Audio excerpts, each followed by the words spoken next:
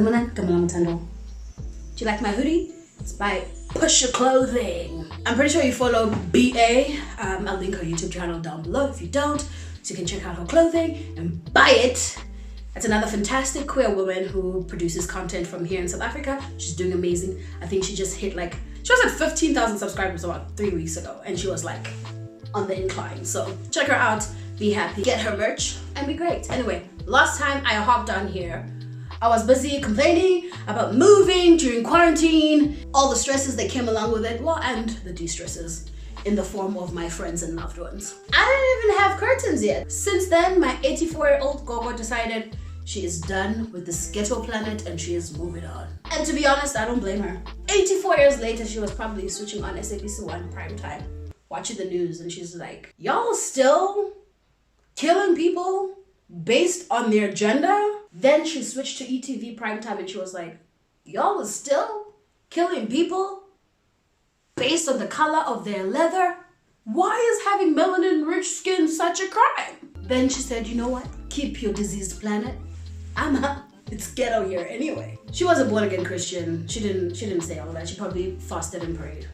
I received the news Tuesday evening, and we had to now hustle and bustle and start moving, making plans, asking for leave at work, going to the police station with a death certificate in hand and an ID copy to go and acquire a permit to travel cross provinces. And so we hit the N3 down to the legislative capital of KwaZulu-Natal to go and bury our last grandparent. Every day a new escape, I away, looking for the sun, hoping that I never break. I'm on the edge, wanting me to trip and fall, feeling every eye on me to ignore. Got the feeling that they wanted more.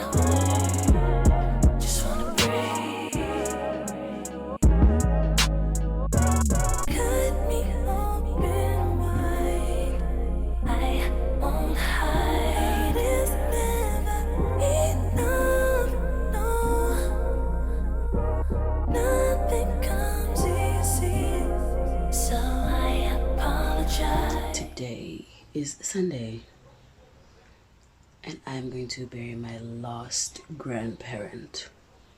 Don't know how I feel. I grew up with 3. I was born with 1 already. Passed on English. And I've buried 2. Now I'm going to bury the 3rd. She lived a full life, so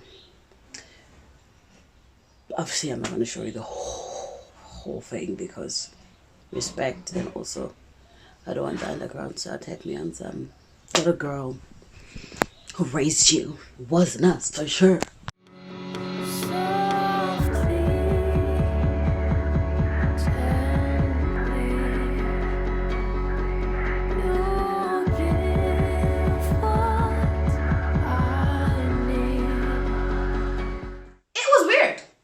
Bizarre. The fact that I was taking videos during the proceedings is quite telling of just how weird it was. The COVID-19 lockdown level 3 regulations were in full force, 50 people per gathering, which is really tough to achieve. Because what do? Do you turn neighbors away? Yes, that's exactly what you do. In fact, that's about the only thing the pastor did right. His sermon was garbage.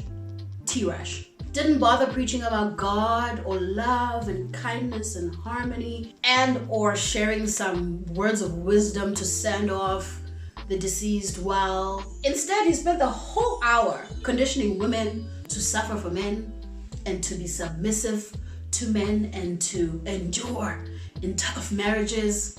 And I was just sitting there like, sir, the only time I'm ever going to be submissive for anything is if I ever decide to get into BDSM. Even then, I'll be dominating from the bottom. So please wrap this up so we can take home please. God. Anyway, so we sat there social distancing with our masks on, sanitizing our hands, and then there were marshals to make sure that everything was in order, all the regulations were being abided by. We then marked the register, and then we were off to the best part of this funeral, the cemetery. Bazalwane, if we adopt anything post-COVID-19, it has to be the family being the only people going to the cemetery moving forward. I've always resented the idea of like hiring buses to bus the whole region into the cemetery to bury your loved one. Why? For what? Only my family, the pastor, and the funeral parlor people were allowed at the cemetery, and I lived. The proceedings at the cemetery took all of 30 minutes, if I'm not exaggerating, and Indomedala was in her last home.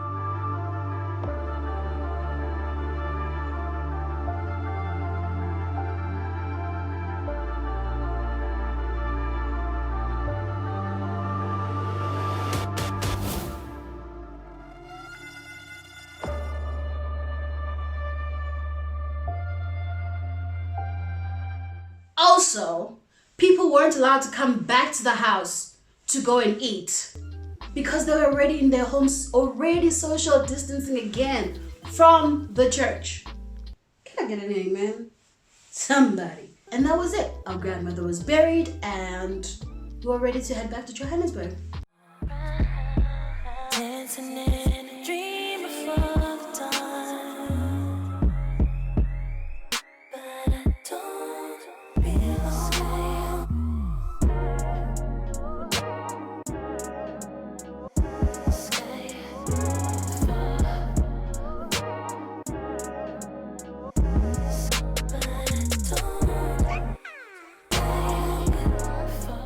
Was definitely a weird funeral in terms of like logistics and the authorities being the ones who decide when you bury and having to uphold all the regulations of the lockdown, sanitizing, social distancing, wearing masks, all the things. But even through all of that, including family drama, it was still the least stressful funeral I've ever witnessed. Anyway, we drove back to Johannesburg safely and I'm standing here chatting to you about the funeral. To say I am emotionally taxed would be an understatement. I really do need to consider spending money on a brain doctor. Have you lost any loved ones during this plague? Let me know about it in the comment section. Thank you for watching this and I'll be seeing you in the next video. Bye.